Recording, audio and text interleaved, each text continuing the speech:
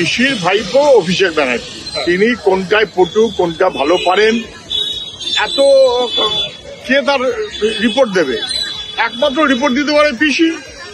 পিসি তাকে deputy chief minister করছে না, দলের অনেকের কথা থাকলেও হয়তো পিসি বুঝেছে ততটা ঠিক পটু নয়।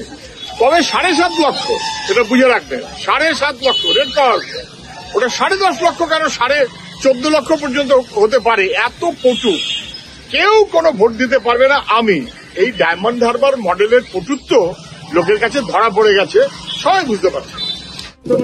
কি চ্যালেঞ্জ করছেন? ভাইপো আজকে বলেছে যে দেশের কোথাও সেই উন্নয়ন হয়নি যা ডায়মন্ড হারবারে হয়েছে, মানে রাজ্যের কোথাও সেই উন্নয়ন হয়নি যা ডায়মন্ড হারবারে হয়েছে। ফলে মমতা ব্যানার্জি উন্নয়ন করতে পারেনি, কিন্তু উন্নয়ন করতে পেরেছে এমপি অভিষেক ব্যানার্জি।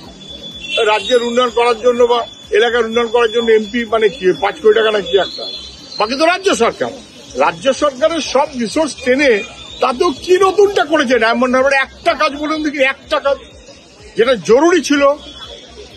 রায়চক কুকড়াহাটি ব্রিজ হয়নি, যেটা জরুরি ছিল। পূজালির সঙ্গে ওপার বজবজ বাউরিয়া ব্রিজ হয়নি, এ দুটো প্ল্যানিং এর মধ্যে ছিল ভাবসড্ডা বলে। বারাসাত রায়চক কুকড়াহাটি হলদিয়া দারুণ বড় প্রকল্প ছিল, সেই প্রকল্পটা খারিজ হয়ে গেছে। অভিষেক ব্যানার্জি এমপি কিচ্ছু করেননি, কিচ্ছু করতে পারেননি। কিসের উন্নয়ন আমি বুঝতে পারছি না। একটাই উন্নয়ন, যে ভোটের হার বাড়তে 7.5 লক্ষ, ওটা আরো বাড়াতে পারবেন, কারণ লুঠের রাজত্বে অনেক এগিয়ে আছে হয়তো ডায়মন্ড হারবার, রাজ্যের অন্য জায়গায় চাইতেও হয়তো বা বেশি। দেখি